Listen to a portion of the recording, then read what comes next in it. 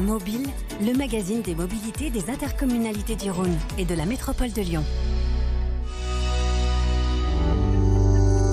Actuellement, 30% des voyageurs du réseau TCL sont concernés par des problématiques en lien avec l'accessibilité. Afin d'associer les acteurs compétents et uniformiser les pratiques sur le futur réseau unifié, Citral Mobilité a créé une commission interne dédiée à l'accessibilité qui tenait sa première réunion en avril.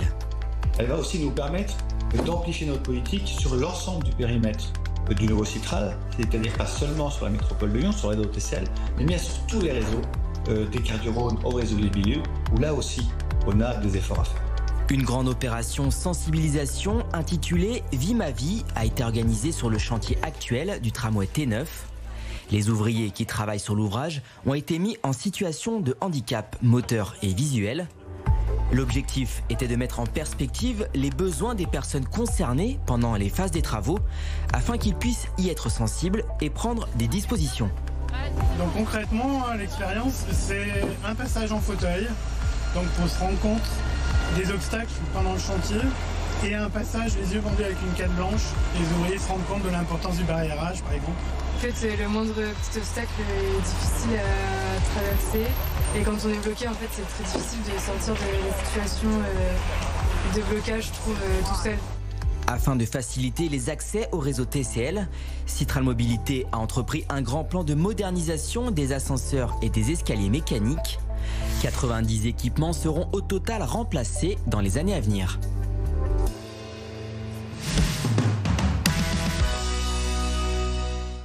Dans le cadre des projets actuellement menés par Citral Mobilité, les territoires traversés bénéficient aussi d'une requalification urbaine et paysagère, notamment environnementale.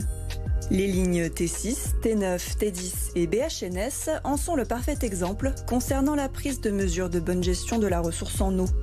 On va enlever le bitume et recréer un environnement perméable avec bien sûr une première couche qu'on voit tous sous les tramways d'herbe qui permet à l'eau de pluie de pénétrer superficiellement entre guillemets dans les premiers 1,50 m sous la ligne de tramway.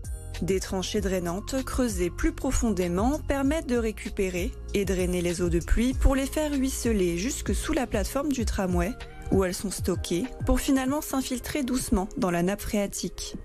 Une démarche pour une meilleure préservation de l'eau, soutenue et en partie financée par l'Agence de l'eau. C'est dans le cadre de la volonté d'accompagner les collectivités pour s'adapter au changement climatique. Donc le changement climatique fait en sorte qu'il fait plus chaud, donc la température augmente, le cycle de l'eau est bouleversé.